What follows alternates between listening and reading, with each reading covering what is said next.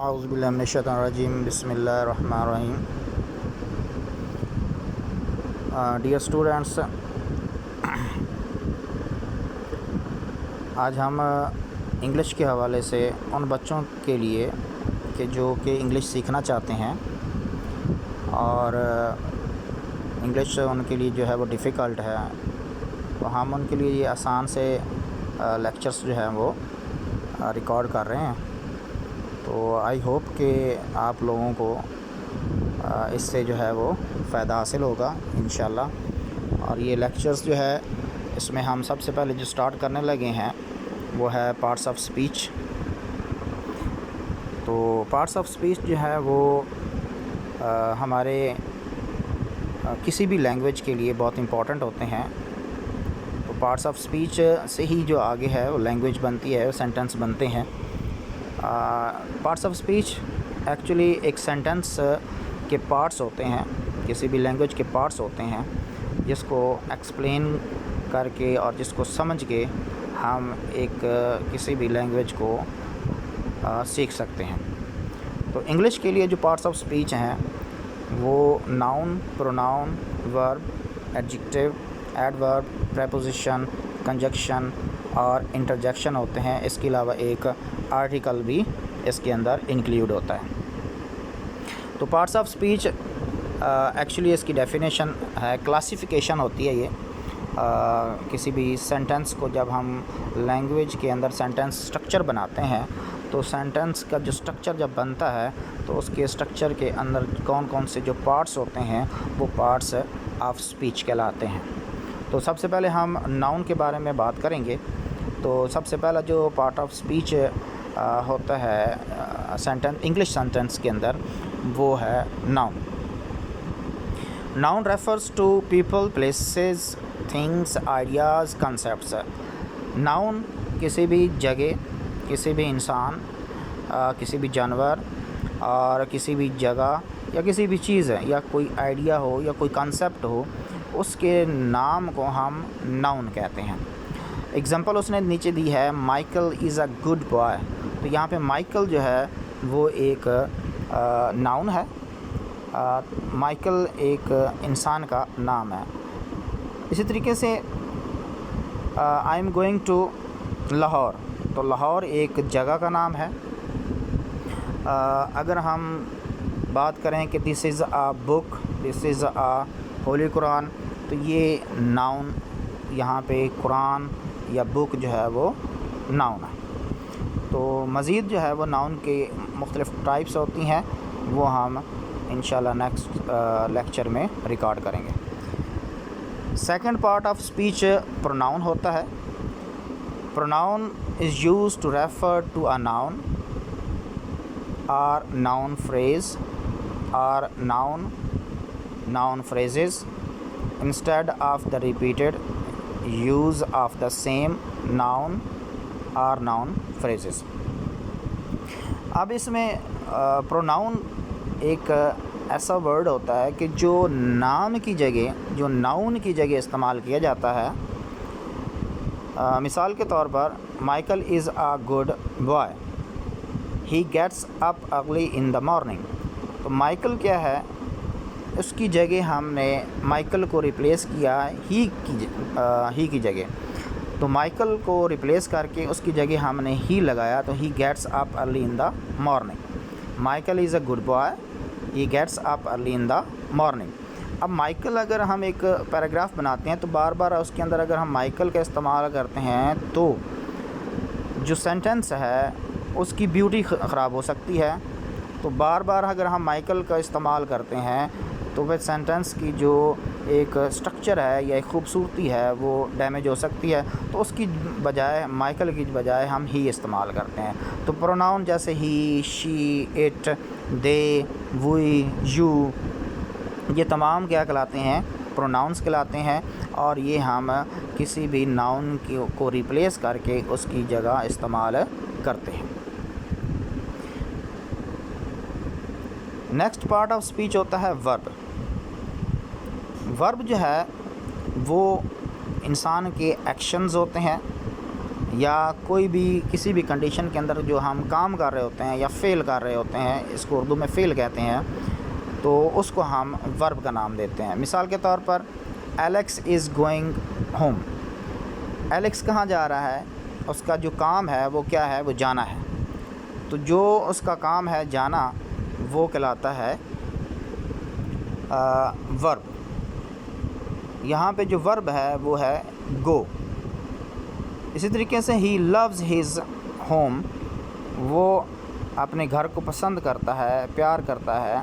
तो लव जो है वो उसका फ़ेल है, तो इसको हम वर्ब का नाम देते हैं। तो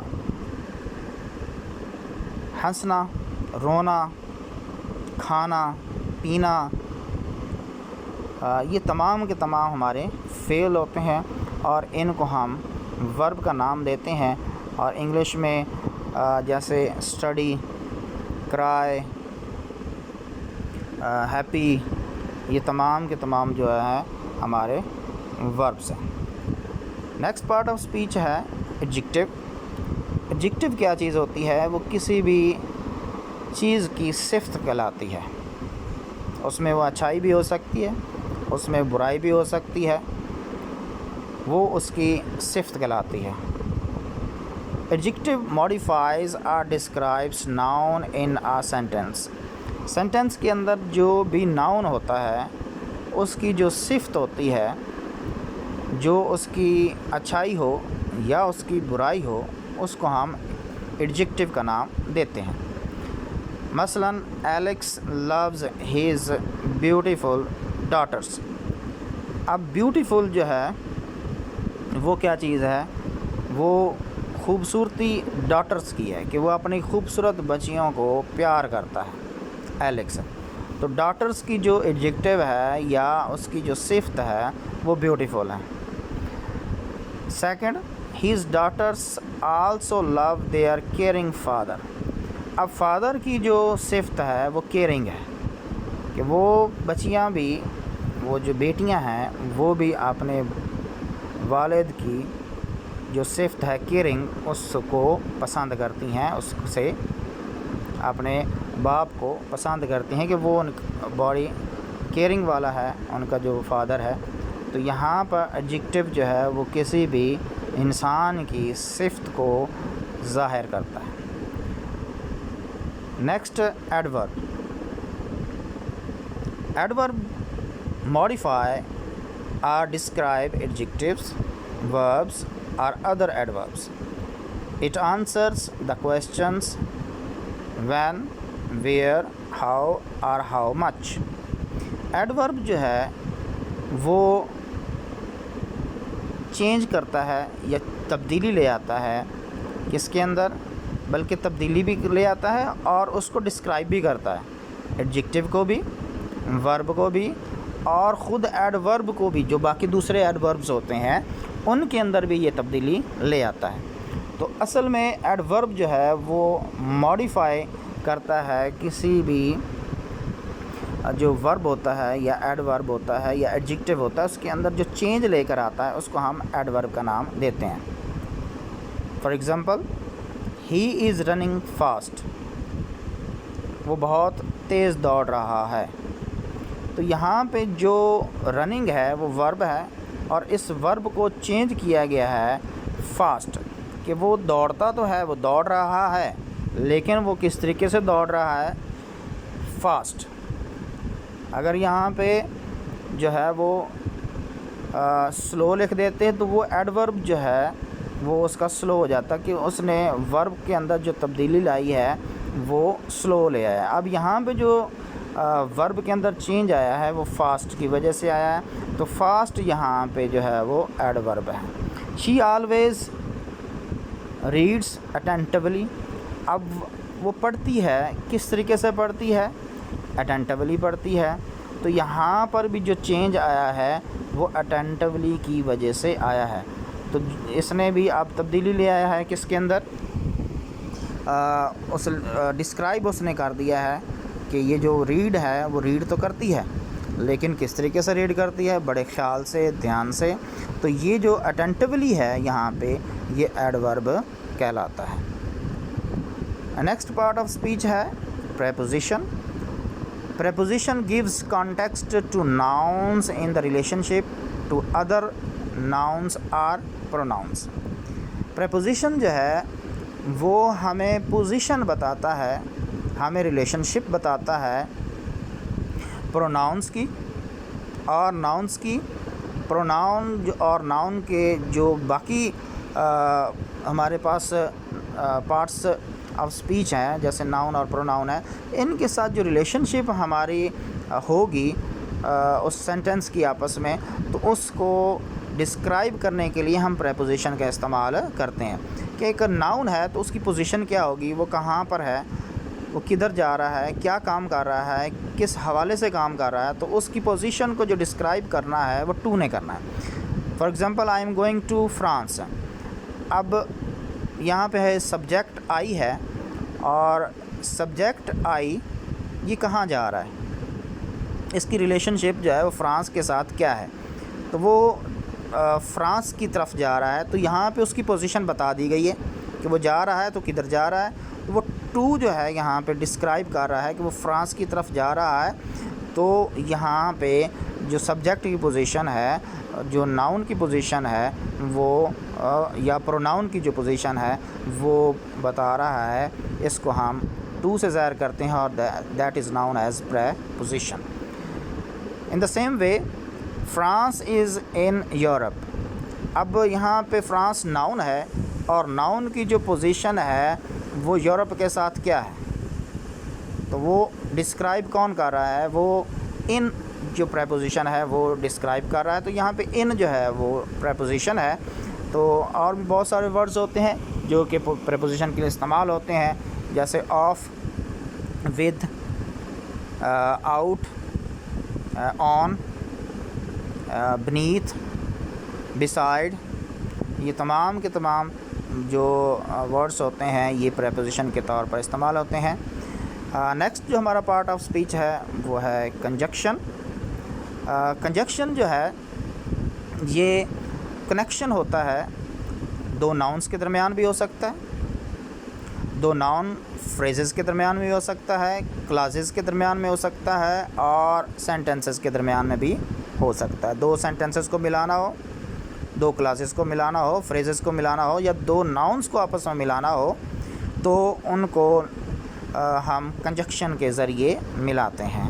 एंड, बट यहाँ पे अंडरलाइन किए गए हैं, ये यहाँ पे कंजक्शन के तौर पर इस्तेमाल हो रहे हैं।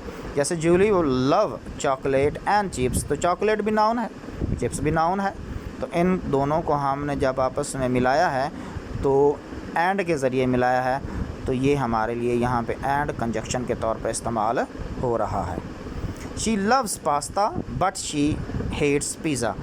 तो अब ये दो हमारे पास क्लास हैं, she loves pasta, she hates pizza.